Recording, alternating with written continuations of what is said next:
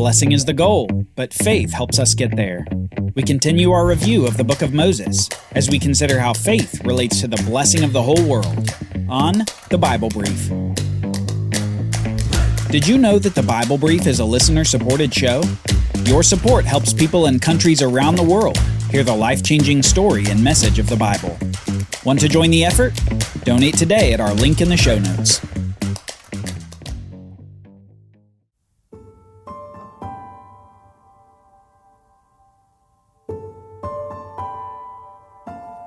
The Lord said to Abram, "Go from your country and your kindred and your father's house to the land that I will show you. And I will make of you a great nation, and I will bless you and make your name great, so that you will be a blessing.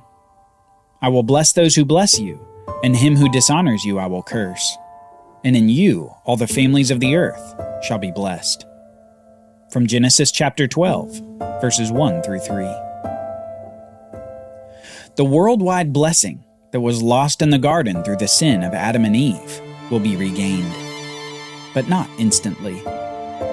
After that first human sin, God launched his plan to bless the world, and that plan for blessing involved Abraham.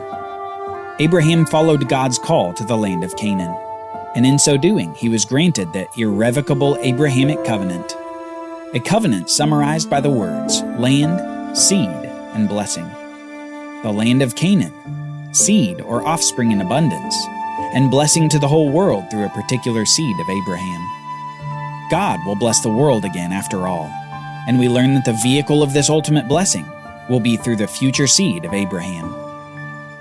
This account from Genesis 12, introducing the Abrahamic covenant, effectively kicks off the narrative of the life of Abraham.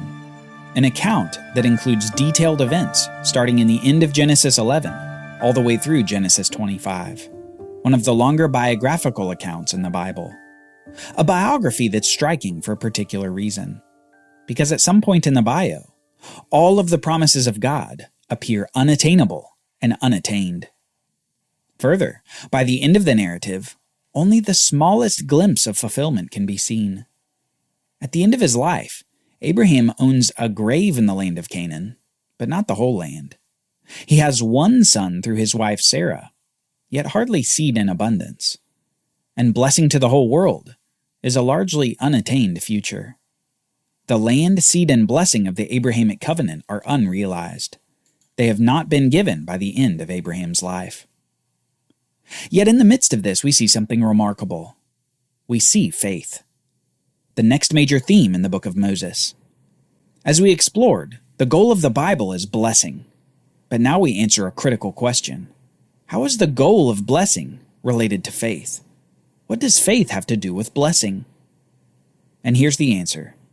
Faith is the means by which blessing is received. Again, faith is the means by which blessing is received. Let's explore this relationship further, and we're going to do that by contrasting the life of Abraham with the life of Moses. The book of Moses can be seen as focusing on these two important biographies, the biography of Abraham and the biography of Moses. And by the means of comparing and contrasting the biographies of these two individuals, we can see something important about faith that pops out of the text. Abraham's life is characterized by faith. Faith that meant leaving Ur for a new land that God would show him. Faith that meant waiting for a son. Faith that meant believing despite no appearance of promise fulfillment. Abraham wasn't perfect, but when challenges arose, Abraham's response was almost universally faith. For example, we saw this after the event with Melchizedek. Abraham had returned from his victory over the invading kings, and he finds himself conversing with God, not about the battles won, but about the certainty of God's promises. Despite the promise of seed in abundance, Abraham at that point still had no children, and no assurance that they would indeed be born. And he poses this question to God. "O Lord God, what will you give me? For I continue childless, and the heir of my house is Eliezer of Damascus." And Abram said, "Behold, you have given me no offspring, and a member of my household will be my heir." And behold, the word of the Lord came to him. "This man shall not be your heir. Your very own son shall be your heir." And he brought him outside and said, "Look toward heaven, and number the stars if you are able to number them." Then he said to him, "So shall your offspring be." And Abraham believed the Lord, and the Lord counted it to him as righteousness. Notice here the faith of Abraham and God's response to his faith. God shows Abraham the stars and makes another promise, saying that the stars are as innumerable as the offspring of Abraham will be. And instead of reacting in disbelief, Abraham believes God. Abraham trusts in God and in his promises. In return, God grants Abraham righteousness that only he can provide. But this isn't the end of the story. Later, once God has provided Abraham with the promised son Isaac, and Abraham has begun to see the promises of God being fulfilled, God tests Abraham. He commands Abraham to sacrifice Isaac upon a mountain in Moriah. The promised son is to be killed by the command of God. And 3 days later, we saw Abraham's willingness to sacrifice Isaac, despite God not ultimately having him go through with it. Abraham's faith in God's promises wasn't fazed, even if it would mean God would have to resurrect his son. The quality that characterized Abraham is this: Abraham was a man of faith. Now Moses, in contrast, has his time leading Israel end in a sort of lapse of faith. Not that he disavowed Yahweh and turned away. No, what he had was a lapse of faith, shown by his failure to live according to the law that God had given the nation starting on Mount Sinai. Remember, Moses had led the people out of Egypt, through the Red Sea, through the wilderness, and all the way to the edge of the land of Canaan at Kadesh. And he had been faithful to God for all that time, a man of humility and courage. Yet at Kadesh, he didn't demonstrate the holiness of God to the people of Israel. The people were complaining about lack of water, and God instructed Moses to speak to a rock so that it would provide water for the people. However, Moses angrily berates the people for their rebellion and then strikes the rock twice before water flows from it. Moses disobeys God, and his disobedience is identified as rising from unbelief. Moses had had a lapse of faith, and that's what caused his disobedience. It says this in Numbers 20, verse 12, as Yahweh speaks to Moses and Aaron. The Lord said to Moses and Aaron, "Because you did not believe in me, to uphold me as holy in the eyes of the people of Israel, therefore you shall not bring this assembly into the land that I have given them." Despite the general faithfulness of Moses throughout his life to that point, at that moment at Meribah, he had a lapse of faith that showed itself, and not only disobeying God's command in that moment, but disobeying laws for priests who were to demonstrate God's holiness before the people. It's these critical moments in the lives of Abraham and Moses that show us something that we mustn't miss in the message of the book of Moses. Abraham has faith, and it's counted to him as righteousness. Moses has a lapse of faith and dies outside of the land of Canaan.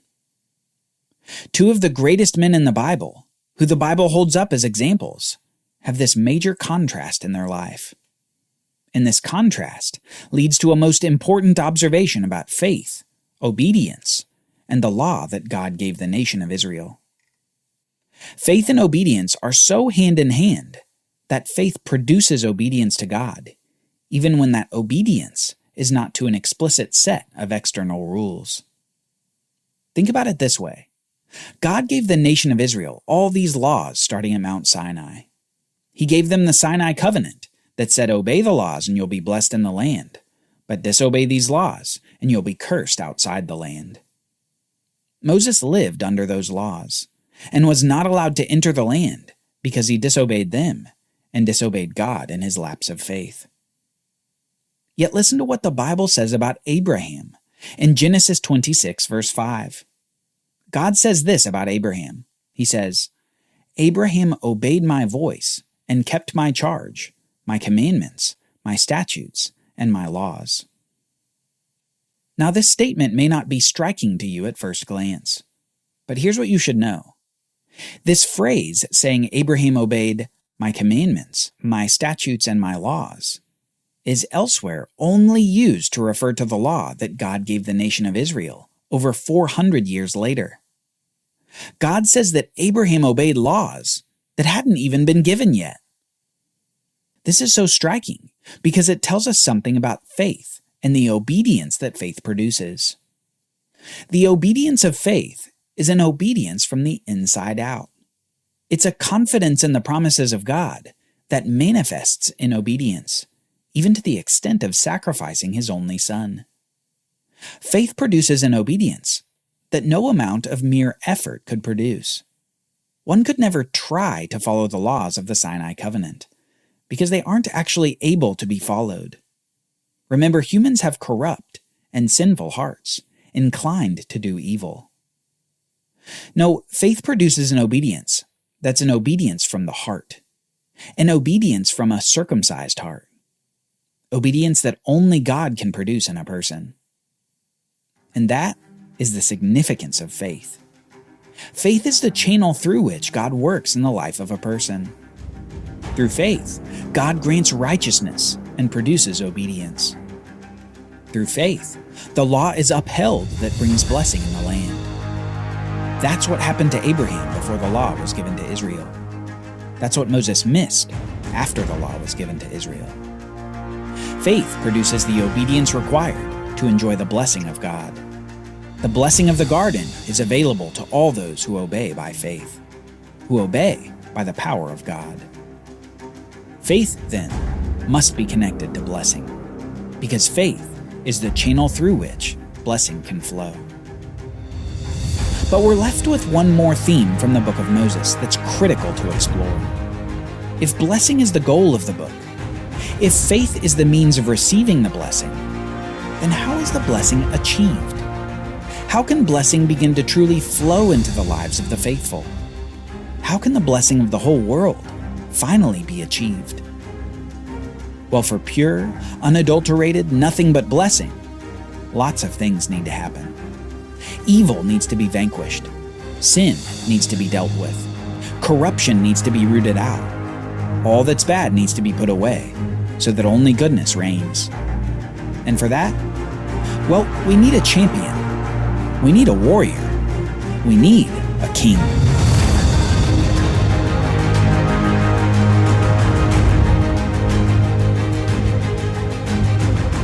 Join us next time as we see the theme of the conquering king build through the book of Moses, as expectation expands for the seed of old to come into the world. The Bible Brief is brought to you by the Bible Literacy Foundation, dedicated to helping people like you learn the Bible.